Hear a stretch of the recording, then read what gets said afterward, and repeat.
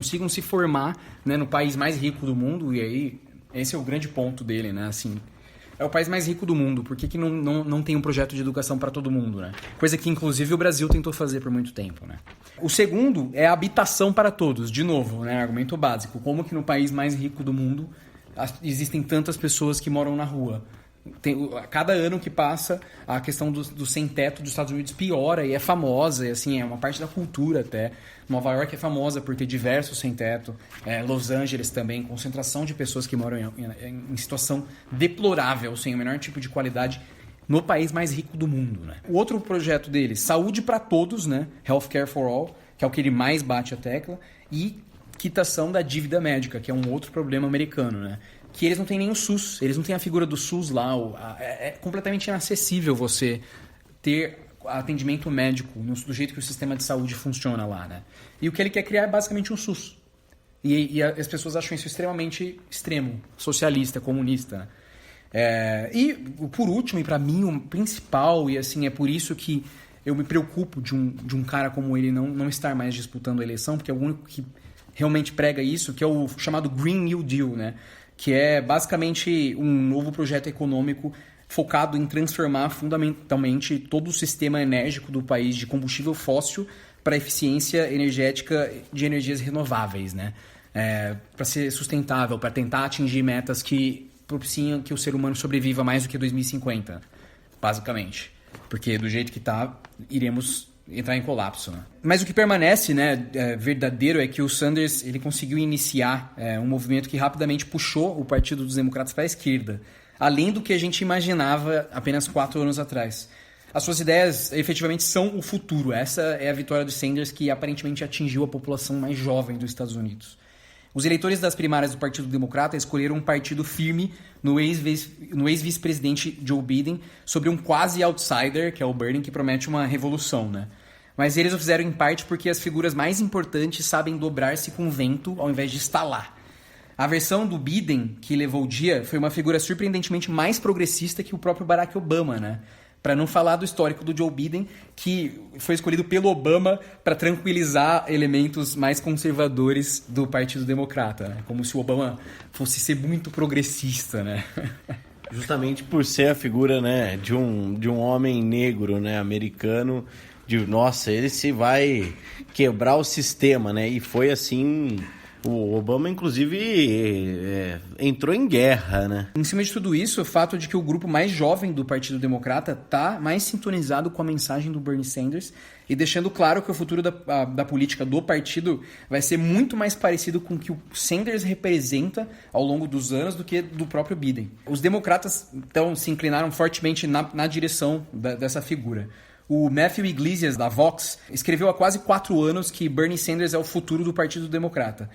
Mas ele admitiu recentemente que ele não quis dizer isso, literalmente. Ele quis dizer que as ideias e as pessoas trazidas à política pelo movimento do Bernie eram o futuro do partido, não ele. E a esquerda americana lutou contra a campanha de 2020 dividida.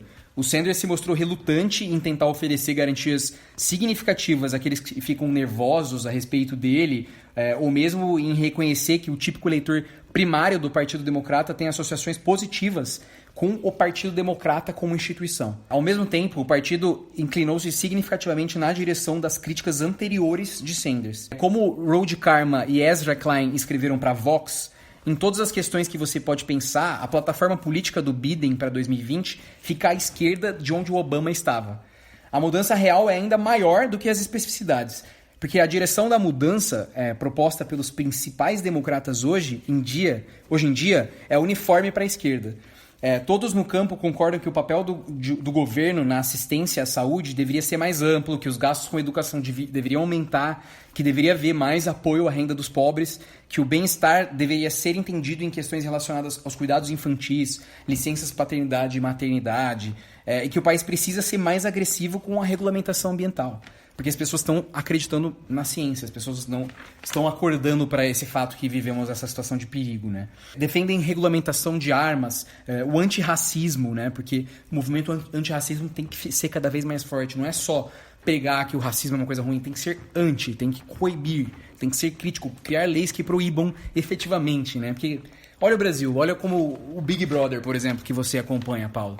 como a gente tem representação e como isso é realmente normalizado e nada acontece. Até porque isso não é malefício nenhum. Você ser preto, eu gosto. Pelo contrário, quanto mais morena eu fico, verdade. mais eu gosto. Os direitos LGBT, adotando uma abordagem menos severa aos criminosos e imigrantes, que são claramente pautas de esquerda. E é importante a gente deixar claro também que os moderados americanos costumavam ser diferentes do que eles são hoje, né? A concepção atual de um democrata moderado como alguém que se recusa a cumprir toda a lista de verificação de demandas de ativistas de esquerda é uma mudança radical desde a concepção de 1990 dos novos democratas. O que marcou o Bill Clinton como um típico defensor da democracia não é que ele às vezes aparava suas velas políticas para concordar com a opinião pública. Ele empurrou ativamente as políticas públicas para a direita várias vezes, expandindo a pena de morte, pressionando por mais encarceramento, reformando o bem-estar para ser menos generoso com as famílias mais necessitadas dos Estados Unidos e expandindo drasticamente a criminalização da imigração. Alguns dos materiais de reeleição do Clinton ostentavam que a pena de morte para chefões de drogas. Propaganda oficial do governo, né? Chefão do mundo das drogas. E reduções de impostos sobre ganhos de capitais são quase irreconhecíveis hoje em dia como mensagens do Partido Democrata, né? Não seria impossível a mentalidade da época Clinton coexistir com essa nova. Num tempo relativamente curto, isso é a visão otimista, né, da história, assim, tipo, como a internet fez o mundo mudar mais rápido do que era, né? Em questões sociais, de pensamento. Nessa época, né, do Clinton, Sanders se destacou como um membro do Congresso, ambiguamente localizado na ala esquerda da bancada democrata, mas nunca, né, até esse momento, se uniu formalmente a ela. Não queria ingressar no partido porque, como ele se intitulava de esquerda e considerasse, né, os políticos democratas superiores aos republicanos desde sempre, ele não queria fazer parte de um partido político que não era clara e consistentemente progressista. E é revelador que a nova geração, né, dos membros progressistas da Câmara, incluindo endossantes e entusiastas de Sanders, como os deputados Alexandre Ocasio-Cortez, a Pramila Jayapal, a Ilhan Omar, a Rashida Tlaib, não tem tais problemas, né? Não é que eles não tenham diferenças com os demais deputados. É que o grupo realmente está puxando para a esquerda as políticas mais ou menos em geral. Então não há razão para os membros mais à esquerda do Congresso não se verem como parte desse esforço conjunto. Embora o Obama tenha sido muito mais progressista que o Clinton, mesmo na sua presidência, ela não foi clara ideologicamente, né? A equipe dele fez muitas coisas, como charter schools, que é aquela escola independente com financiamento público, criadas por professores, pais ou grupos comunitários sobre os termos de uma carta com uma autoridade local. O aumento da responsabilidade por faculdades e universidades em introduzir a ideia de dobrar a curva de custos nos cuidados de saúde, reduzindo o uso por meio do compartilhamento de custos. Ele pressionou uma agenda progressiva em muitas frentes, mas, ao mesmo tempo, o Obama se associou a um ceticismo de aumentar seriamente o escopo do estado de bem-estar social, né? Levando muita ênfase nos esforços para extrair mais eficiência dos programas que já eram existentes. E o Partido Democrata de hoje ainda tem discordâncias internas significativas, mas estão focadas até para a esquerda. Porque não tem mais uma direção seguir, né? Eles não estão concebendo mais voltar para esse ceticismo em relação ao bem-estar social que impregnou o governo Obama, né? Mas o Bernie Sanders não é o único responsável por nenhuma dessas novas tendências de esquerda nos Estados Unidos, né? Mas ele é responsável por mobilizar uma nova geração de jovens progressistas para se interessarem na política, o que acabou acelerando bastante uma série de mudanças, né, nos Estados Unidos que já estavam em andamento. A natureza do centro político está sendo redefinida pelas forças inspiradas pelo Bernie, de modo que agora contam com um salário mínimo, né, de $15 por hora e uma ampla opção pública de assistência médica para ser subsidiada pelas empresas. Coisa que, né, não tinham antes, eram condições até piores, até que muitos contratos de trabalho aqui no Brasil. Infelizmente, uma coisa que a campanha desse ano provou é que ele é uma pessoa meio para-raio, assim, né, se tornou menor do que a soma da sua própria agenda. Porque algumas pessoas não gostam dele por não gostarem das ideias, né? Falar que é extremista e falar como que ele prova isso, sendo que no site dele ele coloca a conta certinha. São os pinheiros que não gostam? São os pinheiros que acham que ele é muito radical, é isso? Exato. E... Quem são os pinheiros? os seguidores de Joel Pinheiro, né? O jornalista liberal.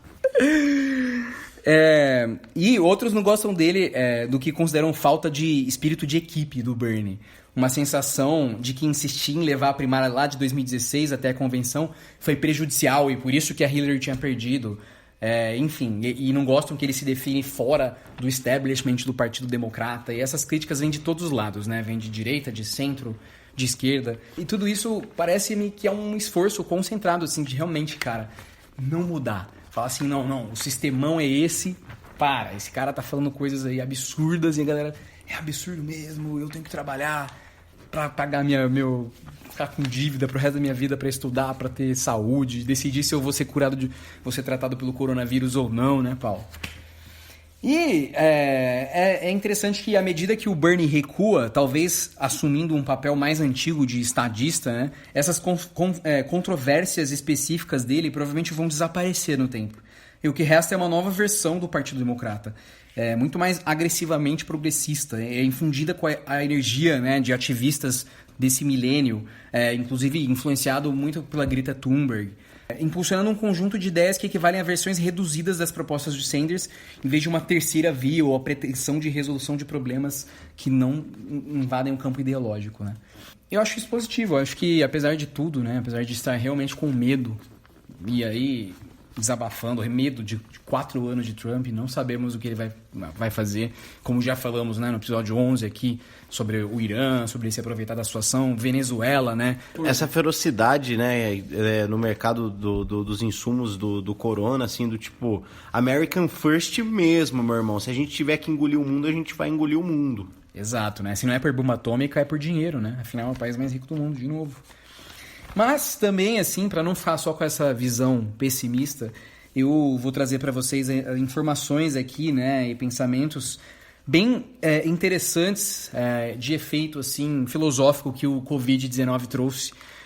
Então, o editorial do Financial Times, que é um dos jornais liberais mais famosos do mundo, né, britânico, lê-se, né, o título é Vírus revela a fragilidade do contrato social.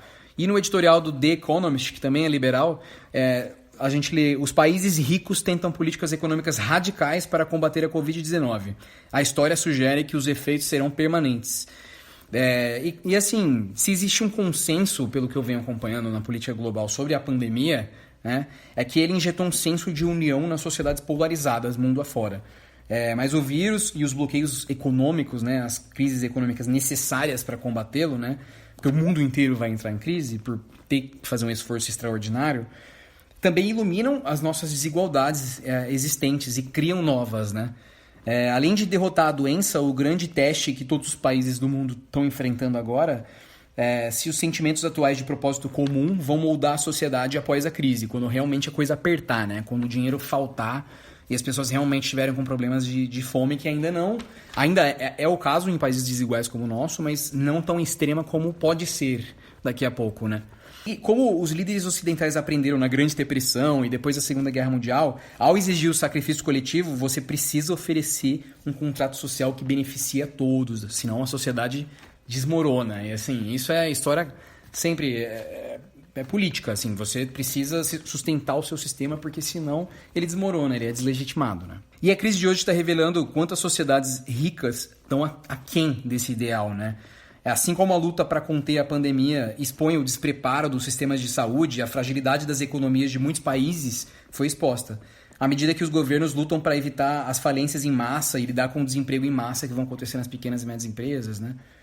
E apesar dos apelos inspiradores, né, mundo afora, a mobilização nacional, a gente parece que não está realmente nisso juntos. Pensando no ponto de vista futuro, né? Esses desafios econômicos estão impondo o maior custo para aqueles que já estão na pior situação possível da nossa sociedade, né? Da noite para o dia, milhões de empregos e meios de subsistência foram perdidos em setores de hotelagem, lazer, gastronomia, no mundo inteiro. Nos Estados Unidos foi recorde histórico de entrada de pedidos de seguro-desemprego nesse mês. Uma coisa absurda, assim, um número astronômico. Enquanto trabalhadores com conhecimento, né, que fizeram faculdade, têm estudo, pós-graduação e são naturalmente melhores remunerados, geralmente enfrentam apenas o incômodo de trabalhar em casa, né? Fica no home office ali, faz a reunião digital, se adapta com a internet rápida. Aqueles empregos de baixo salário, né, de pessoas que ainda estão arriscando suas vidas, né? Como prestadores de cuidados e profissionais de saúde. E também empilhadeiros de prateleira de supermercado, né? Motoristas de Uber, motoboy.